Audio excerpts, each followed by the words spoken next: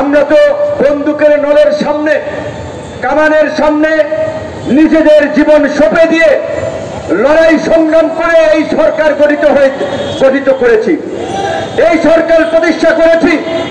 তারপরেও কেন আমাদের এই দুর্বৃত্তদের বিচারের দাবিতে রাজপথে নামা লাগবে, আমাদের কেন মিছিল করা লাগবে? তাই আমরা মনে করি অনতিবিলম্বে জন আকাঙ্ক্ষার রাষ্ট্র বিনির্মাণে কার্যকর রাষ্ট্র সংস্কারের জন্য গণ অভ্যুত্থানের প্রকৃত অংশীদারদেরকে নিয়ে উপদেষ্টা পরিষদ পুনর্গঠন করা প্রয়োজন। আমাদের নেতৃবৃন্দ বলেছে গত 6 মাস ধরে স্থানীয় সরকারে জনপ্রতিনিধি নাই। স্থানীয় সরকার কি গুরুত্বপূর্ণ আপনারা জানেন? উপজেলার চেয়ারম্যান, জেলা পরিষদের চেয়ারম্যান, পৌরসভা, সিটি কর্পোরেশনের মেয়রদেরকে অপসারণ করা হয়েছে। 6 মাস এখন পর্যন্ত এই আমি বলবো অবশ্যই অদক্ষ এবং তারা তাদের কাজে ব্যর্থতার পরিচয় দিয়েছেন। এখন পর্যন্ত স্থানীয় সরকার বিষয়ে কোনো সিদ্ধান্ত নিতে পারে নাই। 6 মাসে স্থানীয় সরকার ছাড়া একটা সরকার কিভাবে চলবে, কিভাবে শক্তিশালী ভাবে কাজ করবে?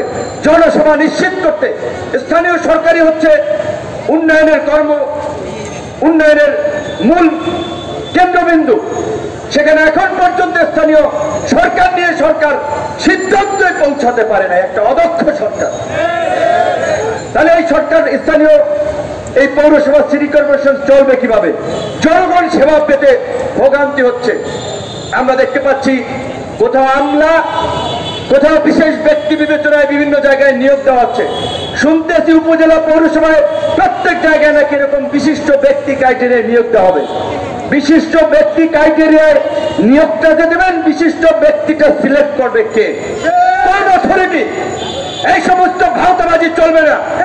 পরিষ্কারভাবে আমরা বলছি আগামী 2-3 মাসের মধ্যে স্থানীয় নির্বাচন দিয়ে দেন এবং এই যে জেলা পরিষদ, উপজেলা পরিষদের চেয়ারম্যানদেরকে সরানো হয়েছে, পৌরসভা, সিটি কর্পোরেশনের মেয়রদেরকে সরানো হয়েছে, অথচ ইউনিয়ন পরিষদের চেয়ারম্যানদেরকে আবার রেখে দিয়েছেন।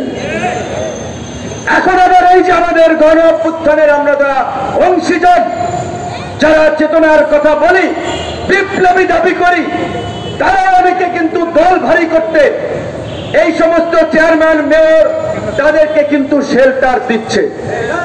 এই অপারেশন টেবিল হান্ট কিংবা এই যে বিভিন্ন ভাবে যারা গ্রেপ্তার হচ্ছে, খোঁজ দিয়ে দেখেন থানায় কারা ছাড়াতে যাচ্ছে। এমনকি এদের মামলাগুলো জামিনের জন্য কোর্টে কারা দাঁড়াচ্ছে। আন্দোলন সংগ্রাম করেছি, জীবন দিয়ে রক্ত ঝরিয়েছি, জেল খেটেছি। বিপ্লবের পরে নানান সুবিধাবাদী, সুবিধাভোগী বিপ্লবী তৈরি হয়েছে। কেউ কোর্টে ব্যবসা করছে, কেউ থানায় ব্যবসা করছে, কেউ ইউনো অফিসে ব্যবসা করছে, কেউ ডিসি অফিসে ব্যবসা করছে। এই বিপ্লবের নামের নব্য ব্যবসায়ীদেরকে আপনাদেরকে রুখে দিতে হবে। এই দেশের একমাত্র রাজনৈতিক দল গণ অধিকার পরিষদ, যারা কোন সরকারি সুবিধা, গোয়েন্দা সংস্থার প্রেসক্রিপশন, বিদেশি মিশনের পরামর্শে তৈরি হয় নাই। জনগণের চাহিদা অনুযায়ী, জনগণের আকাঙ্ক্ষা অনুযায়ী রাজপথে ধারাবাহিকভাবে গত 7-8 বছরের আন্দোলন সংগ্রামে মধ্য দিয়ে এই গণ অধিকার পরিষদ গড়ে উঠেছে। কাজে আমরা মনে করি আজকে জন আকাঙ্ক্ষা পূরণে এই ভাওতাবাজি এবং ভণ্ডামির রাজনীতির মুখোশ উন্মোচন করার জন্য এবং ফ্যাসিবাদী শক্তি নির্মূল না হওয়া পর্যন্ত গণ অধিকার পরিষদকেই রাজপথে সোচ্চার ভূমিকা পালন করতে হবে।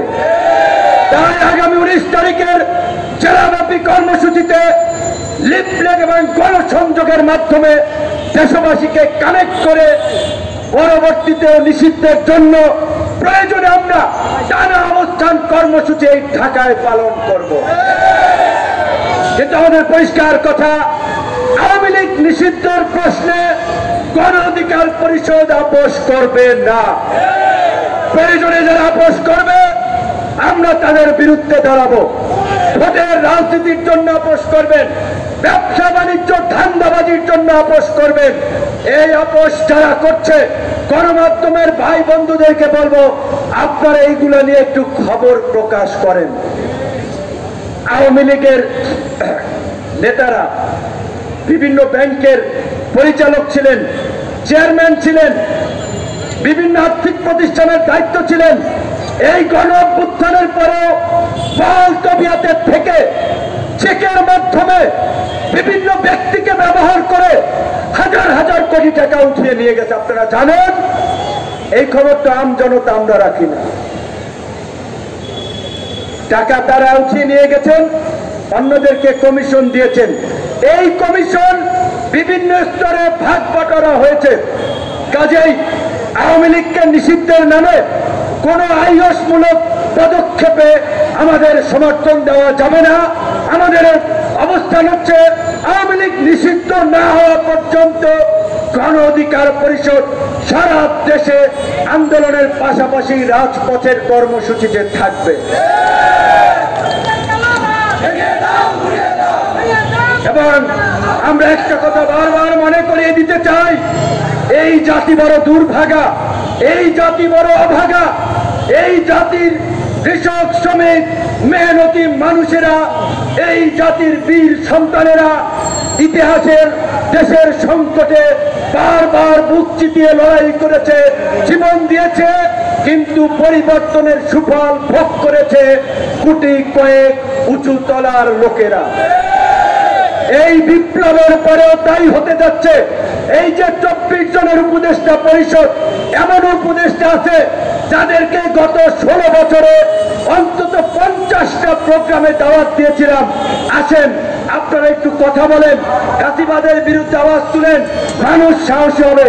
তারা কিন্তু সিস্টেম করে চলেছে, একটা কর্মসূচিতেও আসে নাই। এমনকি তাদের মধ্যে অনেকে আওয়ামী লীগের ব্যবসায়ী থেকে শুরু করে প্রশাসনে থাকা এই ফ্যাসিবাদের দোষরদেরকে শেল্টার দিচ্ছে। তাই আমরা বলছি, এই উপদেষ্টা পরিষদ অবশ্যই পুনর্গঠন করতে হবে। নির্বাচন নিয়ে এত অস্থিরতার কিছু নাই বন্ধুগণ। নির্বাচন করবেন, প্রস্তুতি নেন, মাঠে থাকেন, সংগঠন করেন, কিন্তু পৃথিবীর ইতিহাসে স্বাভাবিকভাবেই এরকমের গণ অভ্যুত্থান, গণ বিপ্লবের পরে পরাজিত শক্তির অস্তিত্ব বিপ্লবীরা রাখে না। যদি আপনি রাখেন, এরাই আপনার জন্য ভবিষ্যতে কাটা হয়ে দাঁড়াবে, যন্ত্রণায় ভোগাবে। কাজেই আওয়ামী লীগ নিষিদ্ধের জন্য অন্যান্য রাজনৈতিক দলকে আমরা অনুরোধ করব, আওয়াজ তুলেন। নির্বাচন নিয়ে যত আওয়াজ দেখি, আওয়ামী লীগের বিরুদ্ধে তত আওয়াজ দেখি না। এবং নির্বাচনের আগে অবশ্যই কাঙ্ক্ষিত সংস্কার করতে হবে।